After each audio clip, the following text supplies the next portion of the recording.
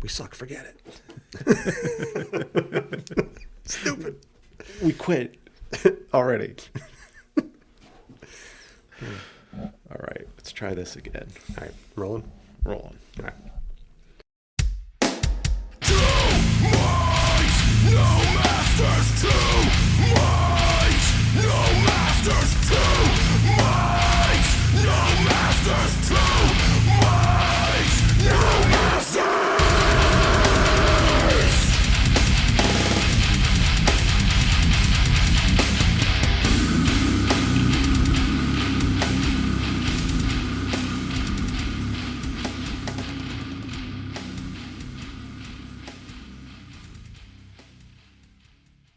Welcome to Two Mics, No Masters. Loud music, louder opinions. This is Andy. I'm Patrick. Do you remember the first show you went to? Mm-hmm. What was it? Did we talk about this already? I think so. We might have. Yeah. It was at the White Eagle. It was Cast Iron Hike, Only Living Witness. No, sorry. It was Cast Iron Hike, Tree, Only Living Witness, then Sam Black Church. That's pretty good. Yeah, it's pretty good for a show. For sure. That's pretty good.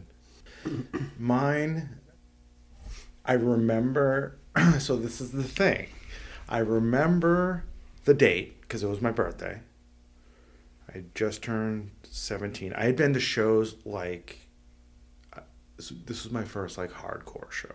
Okay. It was at Club 490, and I don't remember who played. Brutal. That's the thing. So I know somebody who does remember exactly who played. So I will have to. I'll ask him. He'll straighten it out for me. Nice. I just find it interesting that I remember the day, the location, and I just What year? 1990. Wow. Yeah, I remember that. But for the life of me, I can't. So when did 490 open? That's a question. Yeah, I'd like to know too. Yeah, because I didn't realize 1990 was already open. How so? We talk about first shows. Did you know? Like, I was pretty nervous going to my first show, Yeah. right? So Oh, yeah. like, it was all new to me. Like I said, I had seen all these like alt bands, I guess you could call them. But that was my first hardcore show, and so I didn't know what to expect. I walked in, and it was at 490, and you go down those stairs, and it was just a whole different new thing for me. And so that first show, I think, was really, that was it for me.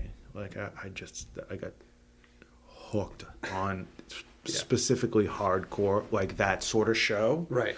So anything in that sort of, that world, that realm, I was down for, and I wanted it was just full on after that. And, that's why I'm so disappointed with myself that I can't remember who played, but I just remember, what I do remember is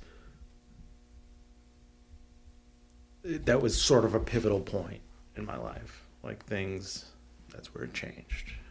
You know what I mean? And it sort of ruined the regular concert experience for me. For sure. Not completely, but it changed how I was interacting with music. It's much more of a participatory thing. Inclusive, I think. Yeah. You want to grab the mic and sing along? For sure, and sometimes you just can. Sometimes you just can. Sweet. Yeah. And so it was so impactful for me. Like, I just wanted more. All of it more. I wanted to learn about so much more. Mm-hmm.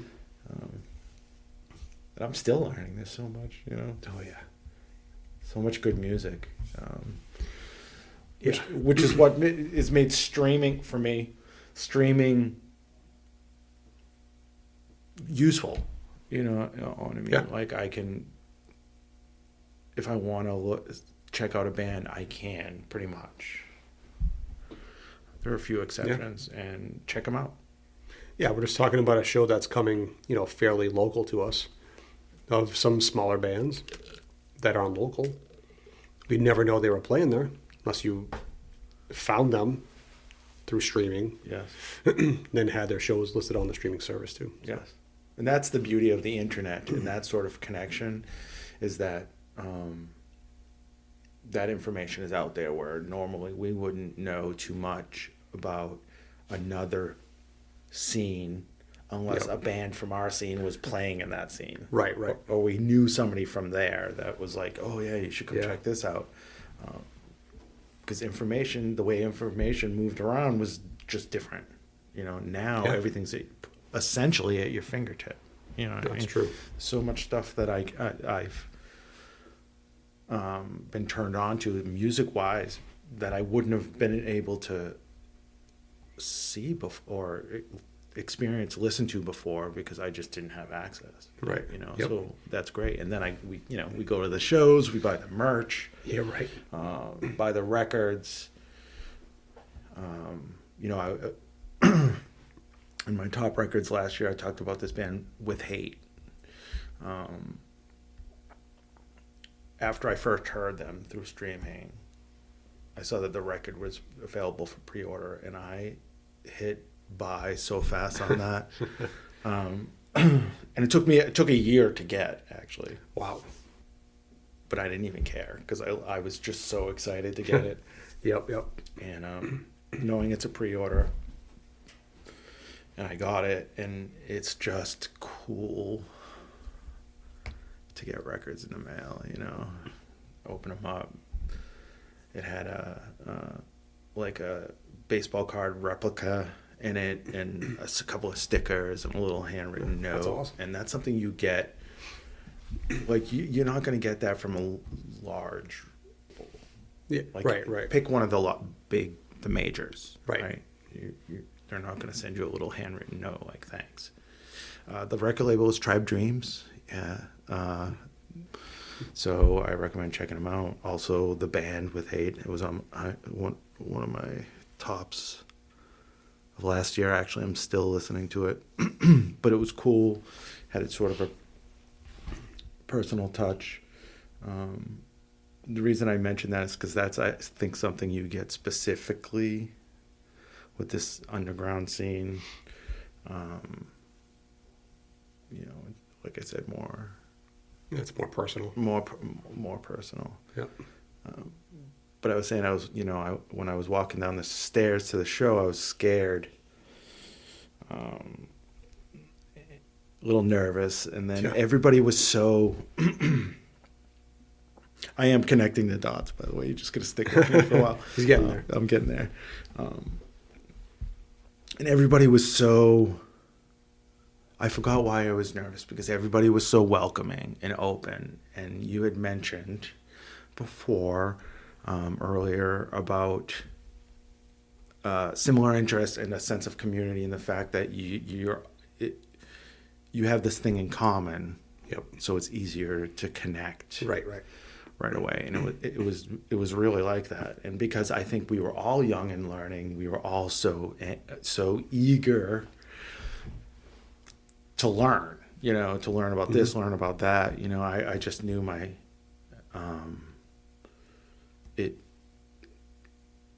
my life, it was pivotal in my life. It changed after that. Yeah, right.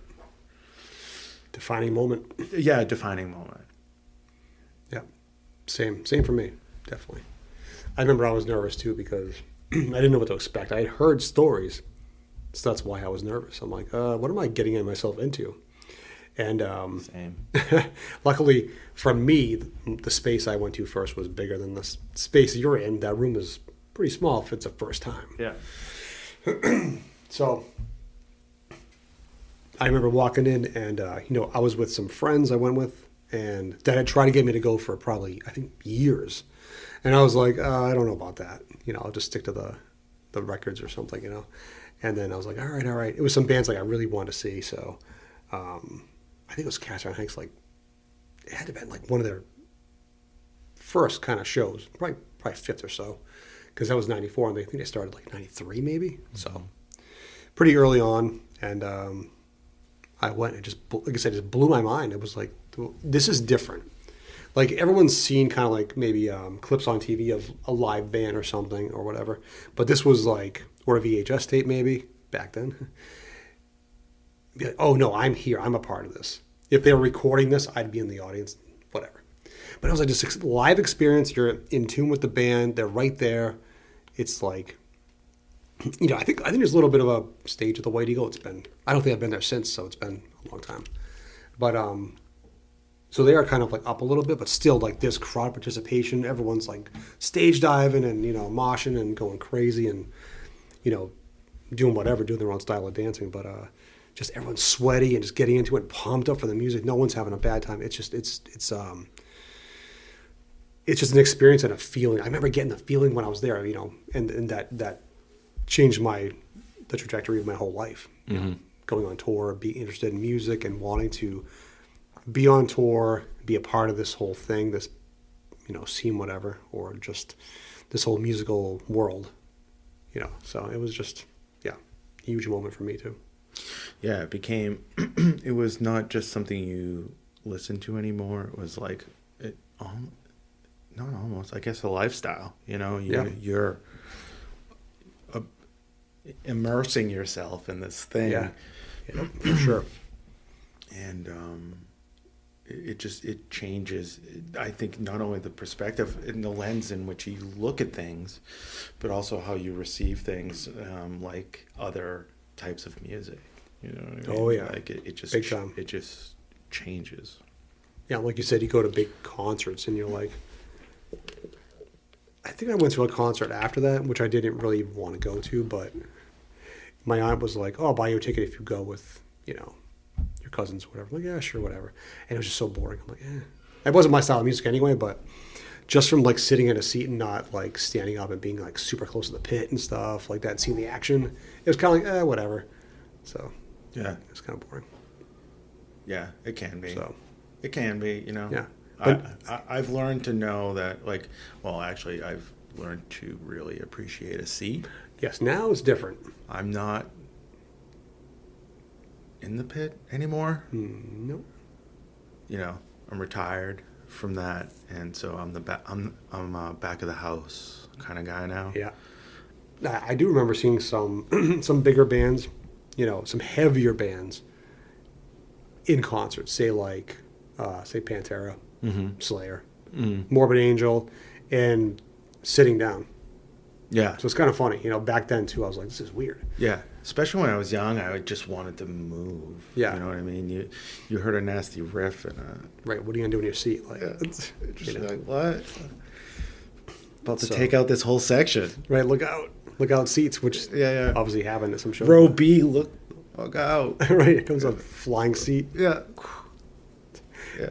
So that was different too. But then like experiencing bigger, kind of like bands that were getting huge, and experiencing them on a general admission floor, like whole open space, and you're like and it's still a bigger venue. It's like thousands of people, but like after years of that band growing, they were just massive. They would play like Madison Square Garden or some huge festival they're headlining, and it would be a different experience then. But we got to see them like on the floor, pits everywhere. It was cool, you know, different experience. Yeah.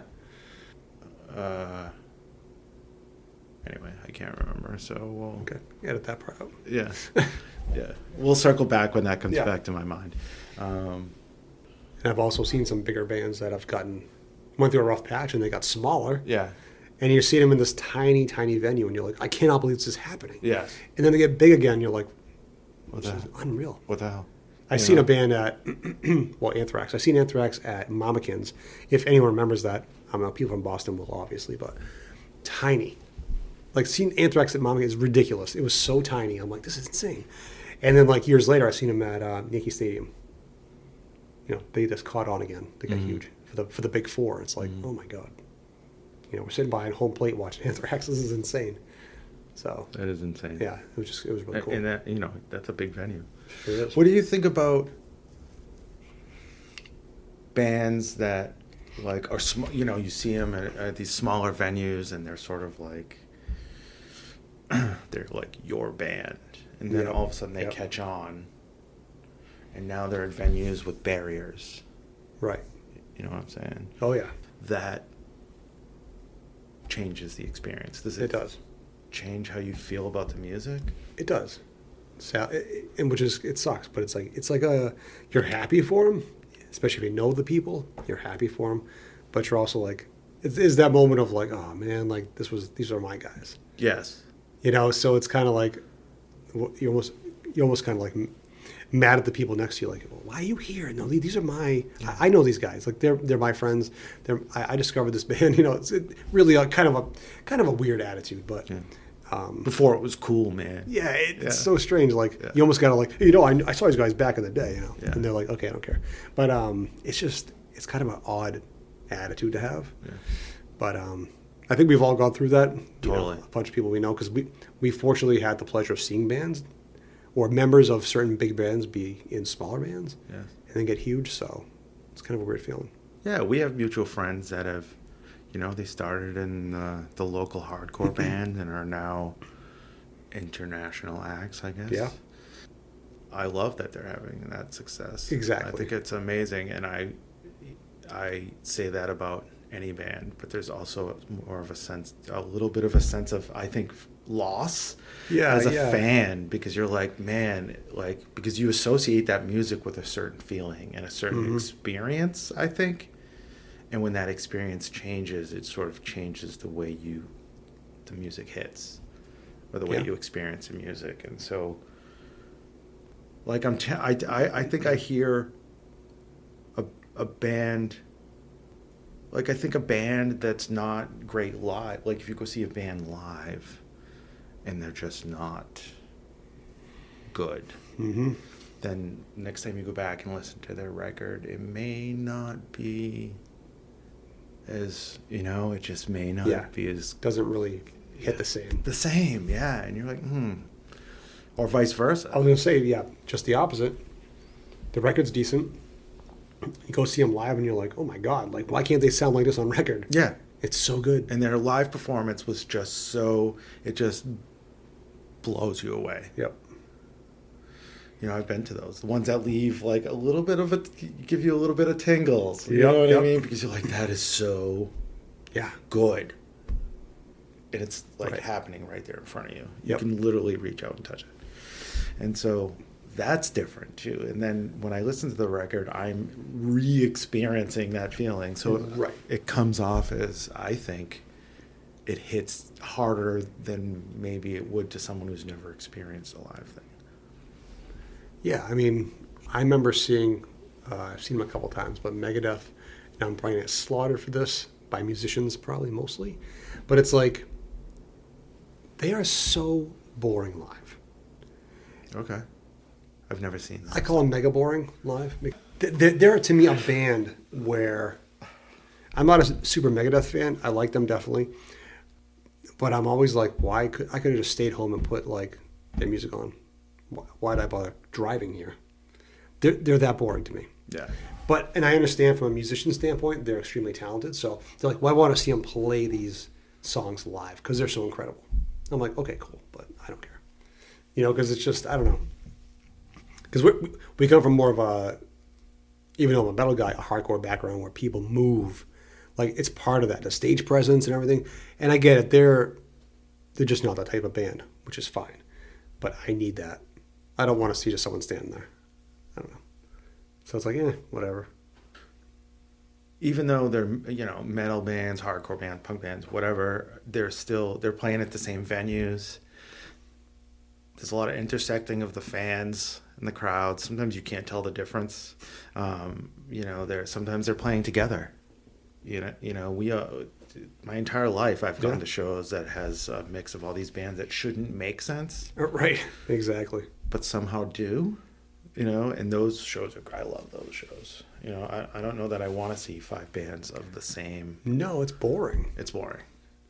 I remember this. It's funny as one show comes to mind.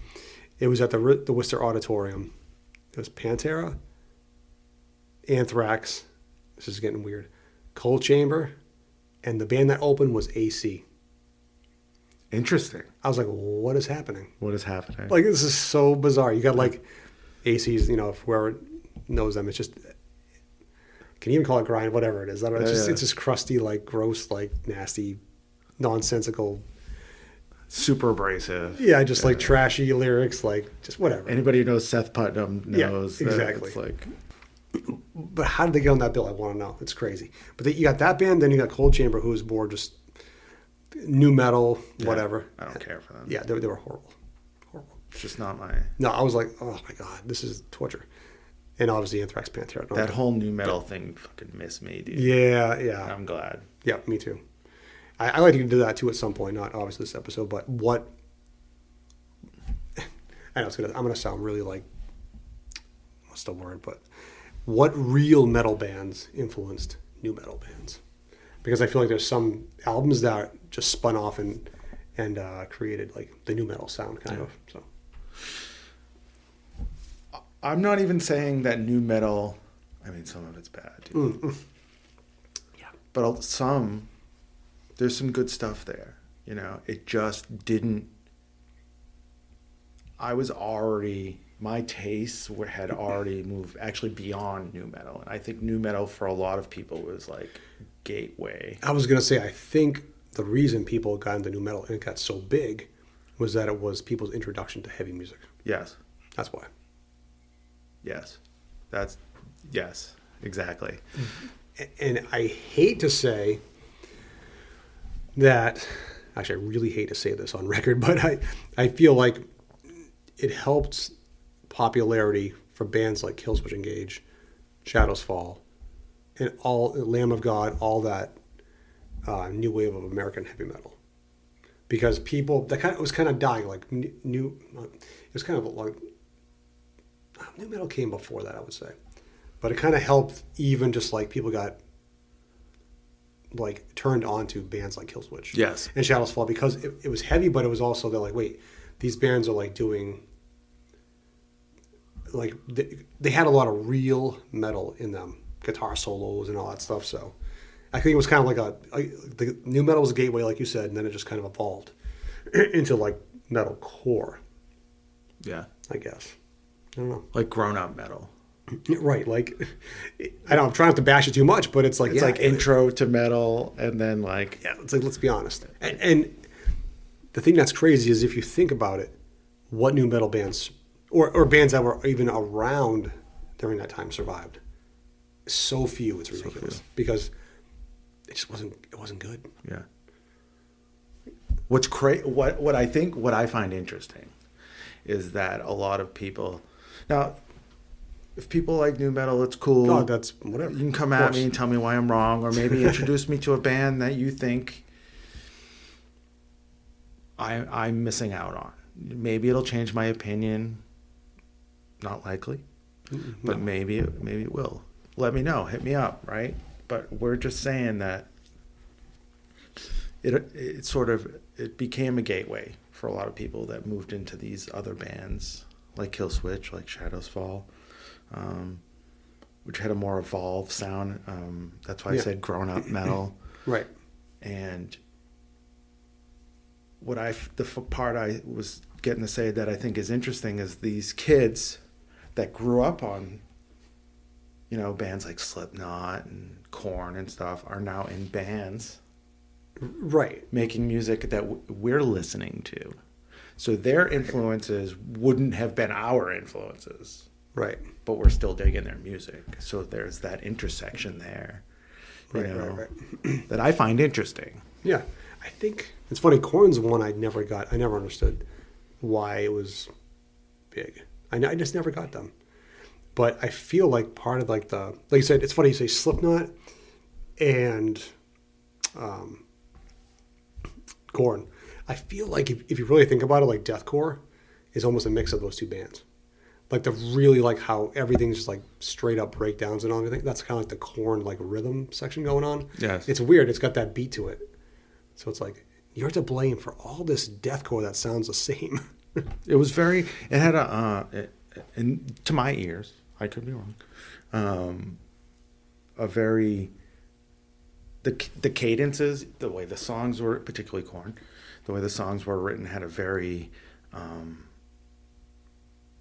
like almost hip hop pop Yes. structure to them. Definitely. That made it rhythmic and catchy. Right, it was catchy. It was catchy and groovy. So I can see the appeal. It Just wasn't. Yeah, it wasn't for me personally. Yeah. And I don't care for like rap metal per se. Some of it's okay. Yeah, I mean, I like Downset, like a couple of their records. You know what I always forget about Downset? Yeah, because they were like straight. Because here's the difference. To me, like Downset isn't some people trying to play heavy music. It's like kids from the streets playing hardcore that literally grew up in the streets. They like hip hop too. Yeah. They were real. That was the difference. I don't know. They're from LA. Yes. You can tell when people are genuine. Yeah, they're the real and deal. It's not. When people are cosplaying, trying to be something they're not, Right. it shows. Yeah. And a lot of this stuff is just too corn dog for me. You know what I mean? It's like Right, because a band like Limp Bizkit, I kept waiting for. I'm like, and I'm not discrediting any band, whatever. You know, people like what they like, and they were obviously huge. Whatever, they're still big actually, but it's like a band like Limp Bizkit. I kept waiting for them to grow up. It's like, cool, you guys are young, you're doing whatever, your hat's backwards, and you look like you're wearing the baggiest clothes on earth. We all did crazy stuff, whatever. But at a certain point, I'm like, don't you want to grow up and like be an adult? I don't know, and like listen to real music. yes. Like not to be, I don't know, I just didn't understand. I was like, and like I said, I'm not attacking anybody, but I am judging people pretty hard right now, obviously. But it's like at a certain point, don't you want to like, I don't know, like make, like there's no way you're really that person. There's the way Fred Durst is really like. So I always associate Limp Bizkit with like preteens for some reason. I feel like that vibe that you just described. Exactly. Nobody wants to see a 40-year-old dude with a backwards cap. You know what I mean? Baggy shorts. Right, it's weird. Nobody wants just. Right, there's a reason that like. It was barely like gimmick aside, it was barely they're lucky they got any attention to begin with, I think. Right, I mean, but the person, whoever, like, you know, their management and all that whole team, they knew what they were doing. Exactly. Smart. Exactly. They knew this is going to appeal to a bunch of people, you know, a bunch of angry kids that just want to just rage. Yeah. It worked. Yeah, we're being, of course, you know, we're being judgmental and cynical, and that's definitely our preferences showing. But for a lot of kids, this was their thing, you know? Yep. There's a bunch of little Fred Durst running around. You know? But my problem is, like, in any genre, sometimes music just doesn't hold up. You listen to it 20, 30 years later, like, ooh, that wasn't great. And I don't understand. And hey, if Limp Bizkit's still your favorite band, more power to you. Happy for you. But my thing is, like, if you listen to them, like, if they were your favorite band when you're 15 and you're 45, and you look back and go, oof, that doesn't hold up. If you really look back and go, that's so good. Maybe you do. I don't know. It's possible. I mean, I just don't understand. I don't know. Because I get it. Like, music is the kind of thing, too. If you're 15 and you hear a song at 45 or whatever, it reminds you of a time. Sure. And it makes you happy. Yeah. That's cool. I get that. We all have that. But I often think of hip hop, especially early hip hop, and punk and hardcore, and through the same lens, which is they're both very counterculture, and they're both very. There's a lot of the same DIY punk ethic to early hip hop. That's true. And, you know, anti-establishment. Right. That was also very prevalent, especially in early hip hop. So I sort of look at them. So it's not unreasonable for them to be together. I think you make a great point. I think that it's very possible to do well, and I'm not even knocking that as a genre or type of music. What I'm saying is, in my experience,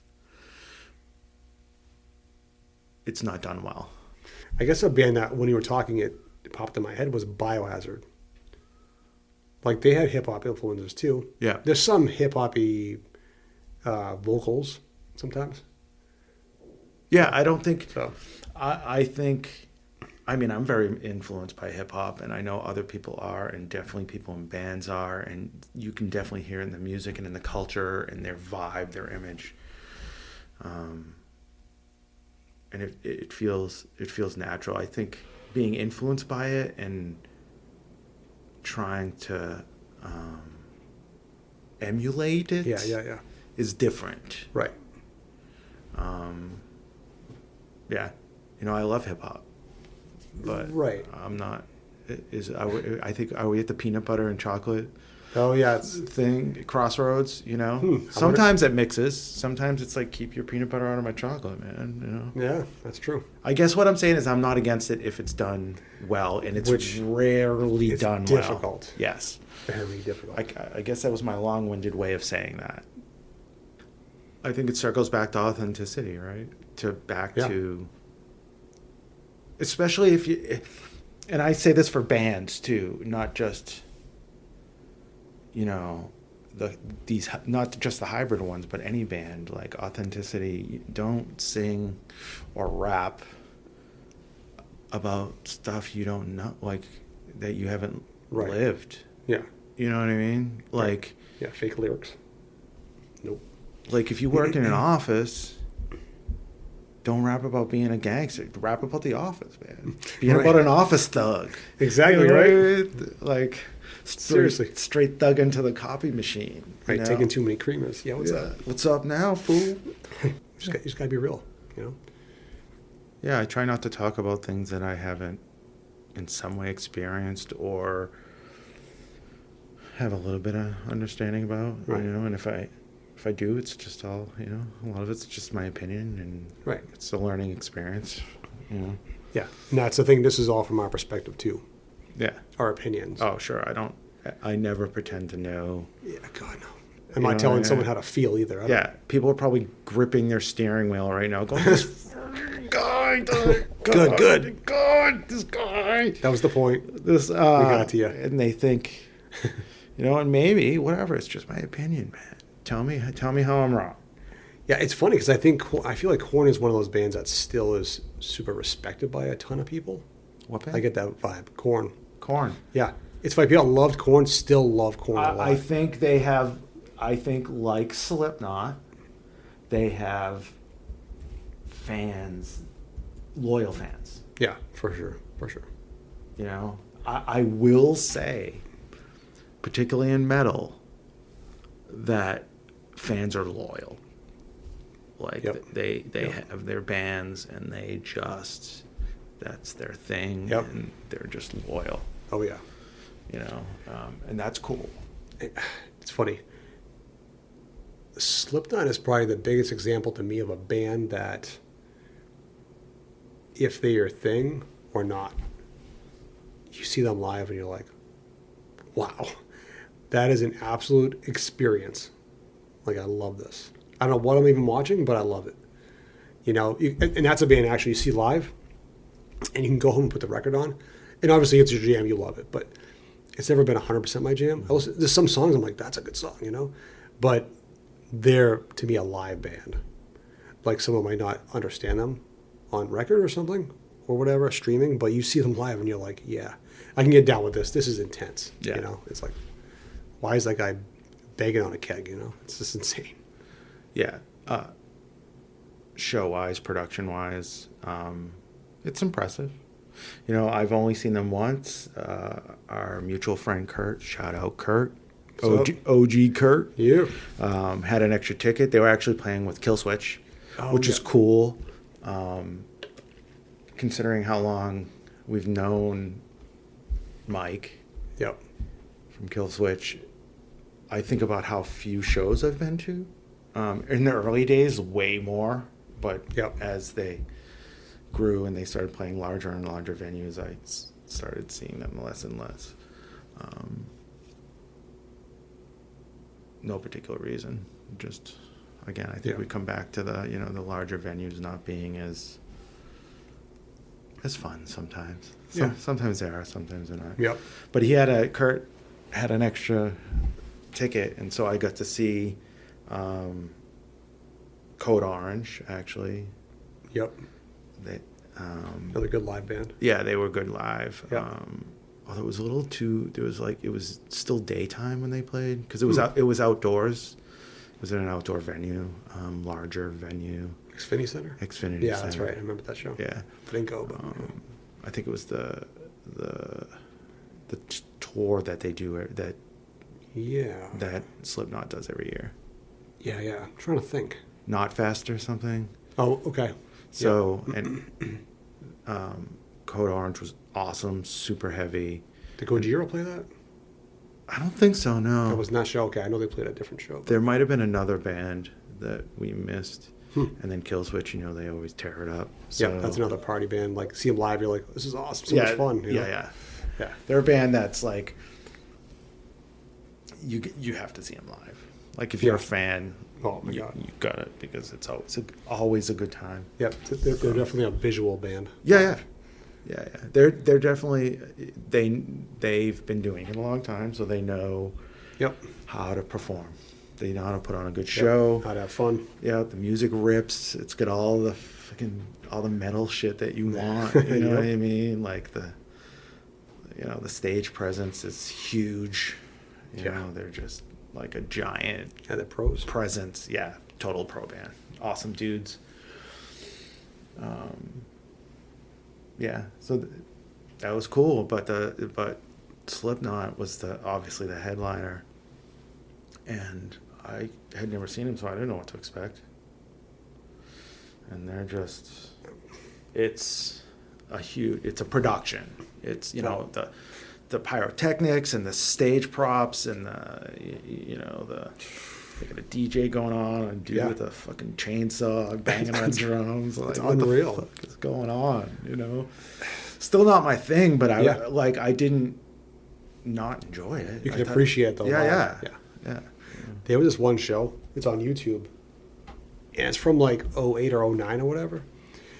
And it's some festival across seas, and it is. There's got to be a good 80,000 people at least, if not 100.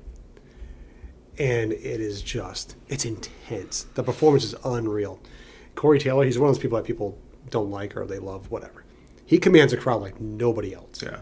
And he's like, the stage goes out in the middle, whatever, and he just like walks out there and commands the crowd completely. Yeah. Makes everyone get down, the whole crowd. And he's like on the count of whatever, or when I say jump or something, jump up, and at once. It was just like everyone's hanging on his every word. It was it was intense, man. That's a great example of a band whose following is like just super loyal. Yeah.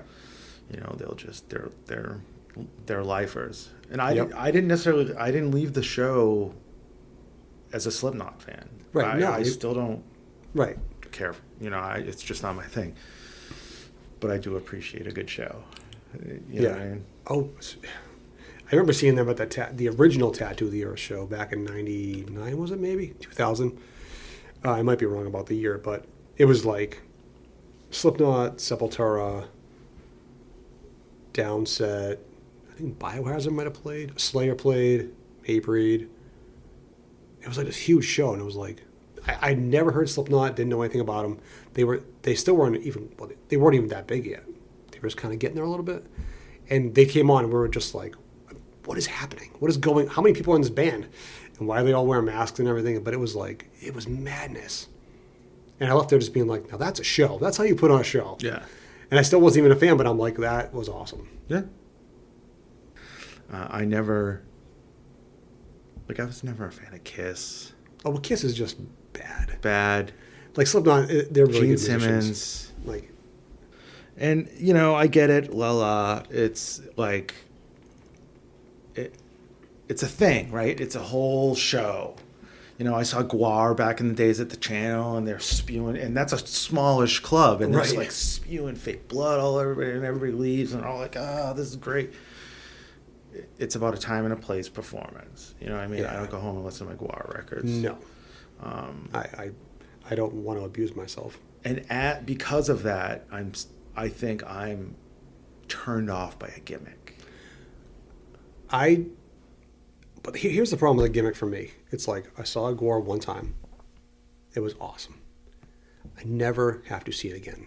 Agreed. It's like Blue Man Group. I've never seen him because I think I'll be bored. It sounds cool. And maybe I want to see it 10, 15, 20 minutes. But I don't want to see, an hour, 2 hours of it? Yes. Why? I don't know. I just, and Kiss, forget it. I understand. But every metal dude that is like, say, 10 to 15 years older than we are right now loved Kiss. That was their gateway band of metal because they were 10 years old and they saw Kiss. Yeah. It was amazing. I get that. Well, it makes sense as a 10-year-old. Exactly. Like, this is so cool. Because there really wasn't metal like it is there is now. So it's like seeing that was like considered metal. And like, the way Gene Simmons looks and there's fire shooting everywhere. It's like, this is awesome. I get that. But they had to have a gimmick because they're not good. That's the difference. That's true. I think there's a level of theatrics, and that's sort of where I was going with this. The level of theatrics that compensates for the fact that they're a shitty band. Right. Exactly. Is Gene Simmons a genius? Yes. Is he a good musician? No. God, no. I wouldn't even use the term genius. I just think he's made some good, like marketing wise. I think he's made some Super smart. smart. I think, yeah. Yeah, bordering brilliant decisions. But I hate to refer to him as a genius. Well, I think his by that I mean, like, his ego's big enough. Dude. right, and Genius Simmons. Genius, yeah, right. I see what you did Yeah, there. thank you. Well done. But you can tell, like, Slipknot's, they're actually like someone's like, Slipknot's my favorite band. I'm like, cool, I get that, fine. Yeah. Kiss is just bad. Well, Slipknot, Is even though I'm not a fan, are a talented band. yes, even without Kiss the gimmicks, yeah. is not. right. I think they're mediocre at best. Oh, at best. It's the theatrics. And so when I say theatrics and gimmicks, the thing that turned me off, I didn't even give Slipknot a chance because as soon as I saw the mask, I was Yeah, like, yeah. You're like, nope. no. And so when I look at them, it's more of like a theatrical production, Right. which sounds snobby and shitty. Whatever. But, I like a good heavy riff. It's cool. They got plenty of those. But it didn't grab me and I didn't connect to it like some other bands. And Right. so maybe that's why. Maybe I'm just being elitist jerk. No, come on. No. You think we're going to get sued by Gene Simmons? Sweet. I think we might. Good. He seems like that. He seems like that kind of douchey. He's like, you actually owe me money for saying my name? Yes. Anytime I have a copyright on my name, so every time you say it, okay, great. Moving forward, I'll just refer to you as Right. Jean Simmons. Yeah, your supreme douchebag. Exactly. Oh my God. Yeah. Yeah, so we actually, this is like a little quick side note, but I used to work at Spencer Gifts, obviously, decades ago. And they used to get Kiss stuff in all the time. We had this one guy who was like a Kiss super fan. So his number was, he left his number, so hey, anytime something new comes in, call me. All right. Bunch of new shipment comes in, hey, bunch of new Kiss stuff is in. He's like, I'll be down. He came down, $1,500 in fresh hundreds. Thank you. Takes it all home. I'm like, this guy must have a massive collection in his house. It's insane. I'm like, just, okay. Crazy Kiss collector, And I bet that dude got attached to that band when he was young. For sure. And has just been a lifelong fan. Yeah. And I bet a lot of that is nostalgia. Mm-hmm. He wants to feel the way that he did when he discovered them, which I totally understand. Oh, for sure. I still listen to stuff and it brings me right back Mm-hmm. to that time or place, or brings back a certain feeling.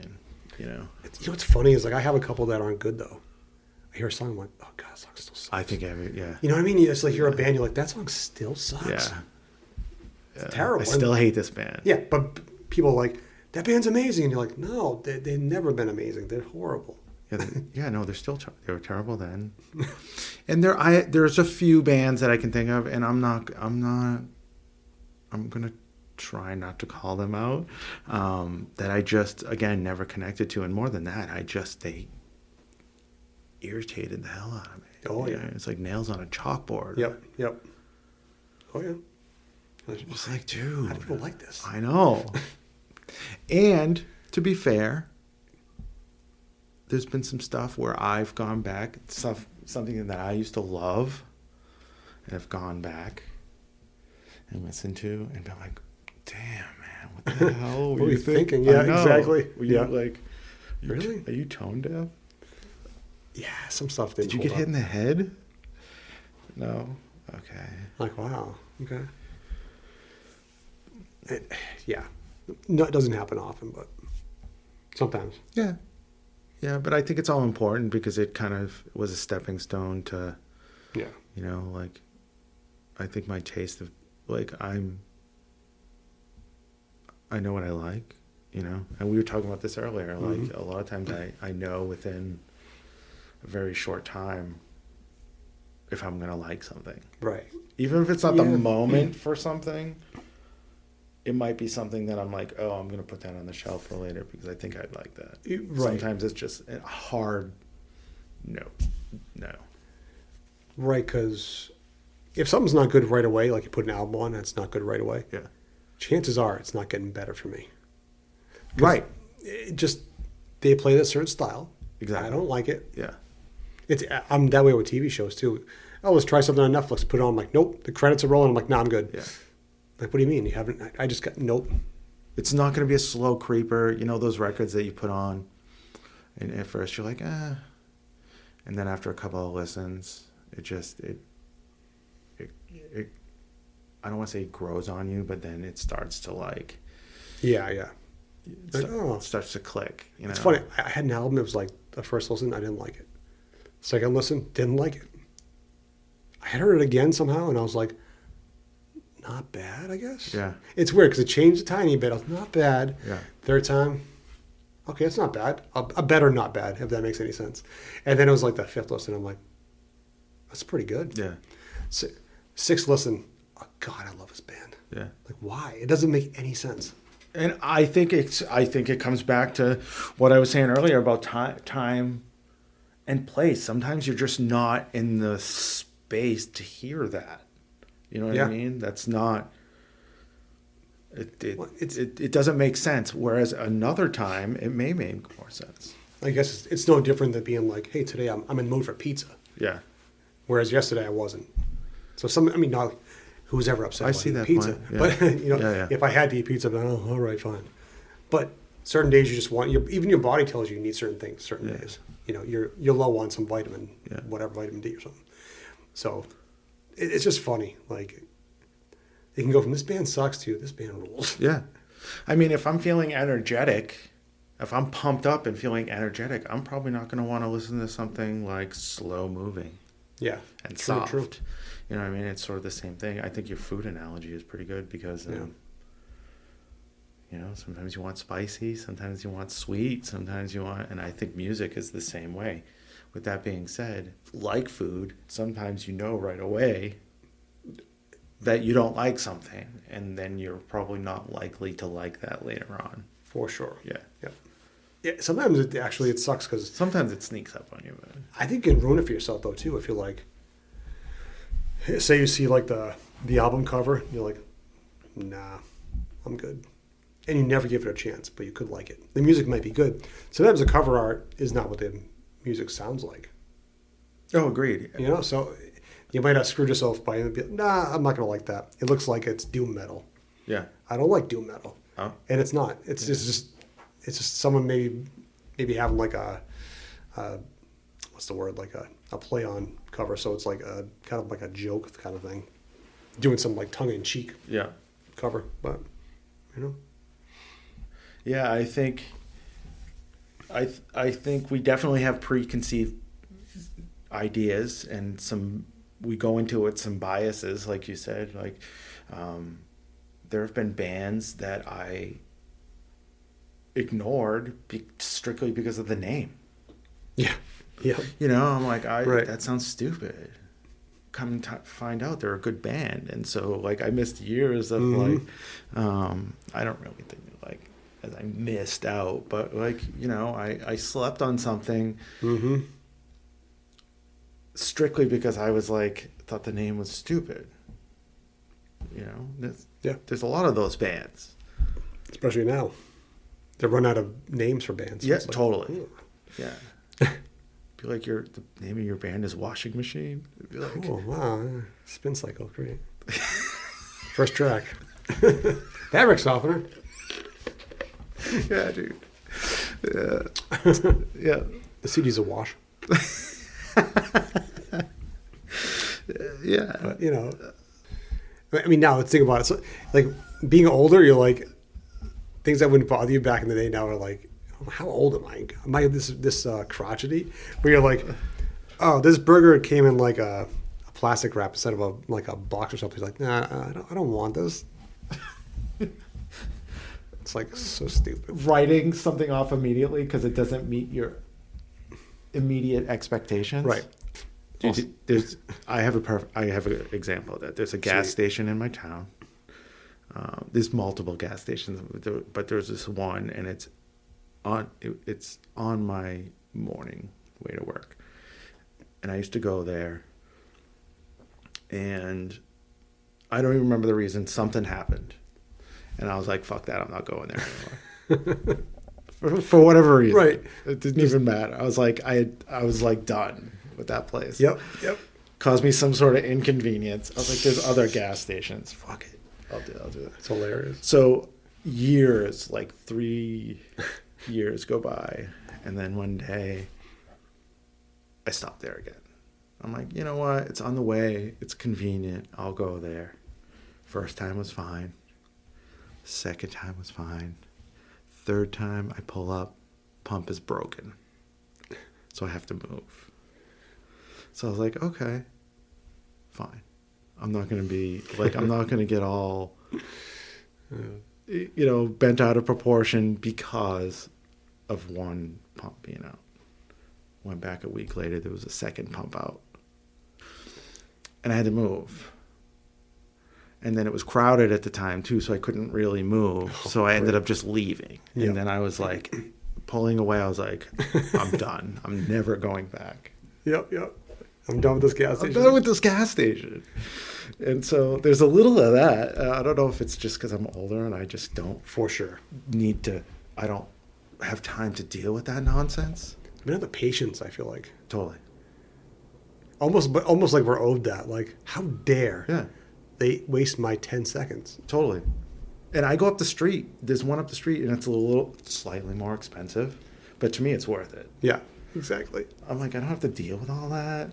Like, And they have a dunks, too. So there's like all the dunks people coming up. Oh, dude, yeah, no, forget that. it's Nope. done. See ya. You know, I don't need it. Don't want it. I need that kind of stress in my life. No, Yeah. not at all. That Cumbies, there's always shit going on at that Cumbies. Yeah, it seems a little sketch. Yeah. Like they're always like chasing people away, or there's always somebody outside like You're like, wants to hold the door open for you and like then ask you for money. Right. You're like, bro, I can hold my own door. I thanks. know, dude. Yeah, there's always people just hanging out, It's so weird. Yeah. Like, nah, I'm good. But- Yeah. and not in the Jay and Silent Bob way. Right. either. Not right. It's the sketchy way. Right, the very sketchy way, not the funny way. You're like, what? Not the funny way. Yeah, they had to start asking, not where I live now, but before in New Hampshire. They started locking the bathrooms because people are going there like, doing whatever. Some sketchy stuff. Like, Yeah. You got to go to the front and get a key for the bathroom. I'm like, what? Come on. I mean,